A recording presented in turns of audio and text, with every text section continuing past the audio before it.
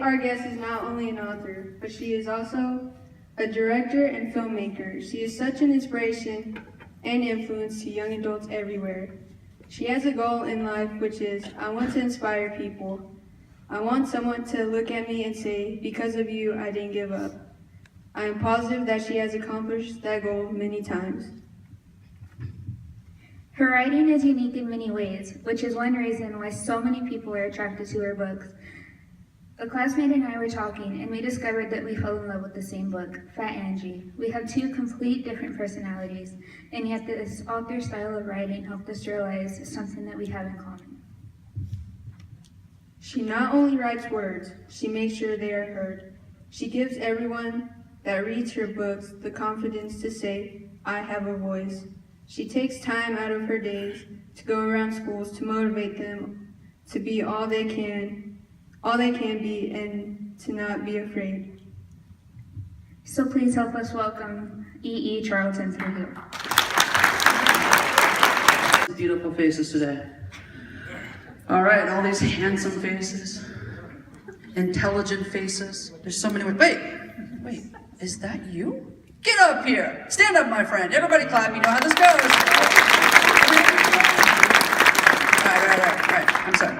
Tell them your name, please. Julio. All right, Julio. What do you do in the world? I live. You live. All right. So what happened yesterday when you came to do this workshop thing?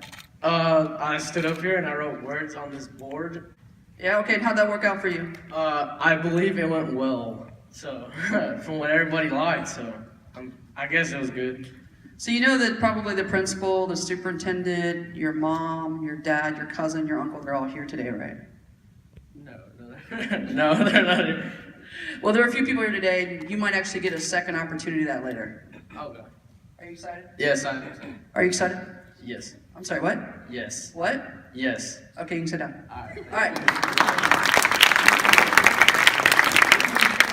All right, so here's the thing, everybody. You know, I've had the privilege to be here now for 2 days, and I've gotten to meet, I think, with every single person in here. If you haven't seen me before, raise your hand. Oh, snap, one person. Okay, stand up, please. Just stand. Just stand. It's okay. No one's going to hurt you. I promise. Stand. Now, everybody clap. Okay. You can sit down now. There you go. Good job, Jess. Good job, Jess.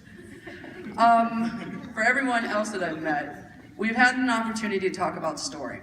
That's what the focus was of our time together, was talking about story. And some of what I told you was the origins of where I've come from and how story was important to me. Some of the things I've shared with you are personal, and because I believe it allows you to see a window into my own struggle. Now, as all of you know, I grew up where? Mathis, Texas. Population? 5,239. That's so good! You remembered! See, that's the math portion. And then the thing is about growing up in Mathis is I told you that we had a Pizza Hut and we drove in circles. And then sometimes people get stuck in that circle.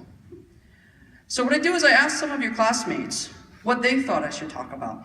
Because I know what I think I should talk about. But I asked them what they thought.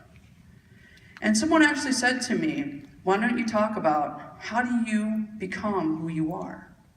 Meaning, whether it's be your own hero, but how do you get out of a hometown? But here's my problem with the idea of getting out of something. Is your hometown is a beautiful place. I mean, I drove in yesterday and I saw a sky. Like, I grew up in South Texas. I saw a lot of sunsets and sunrises. But what I saw, I mean, it was just this painting that just kept changing as I drove through it. And it just took me right to this town. A beautiful town. Sometimes you'll look at something that looks broken or weathered and the paint's coming off and you're like, that's not pretty. But sometimes it can be very beautiful. And I see this town and I think that.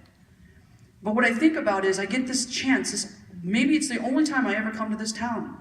And I get to talk to you, not about how you get out, but how you choose whether you stay here someday or you decide to go elsewhere. Or maybe you go elsewhere and you decide to come back.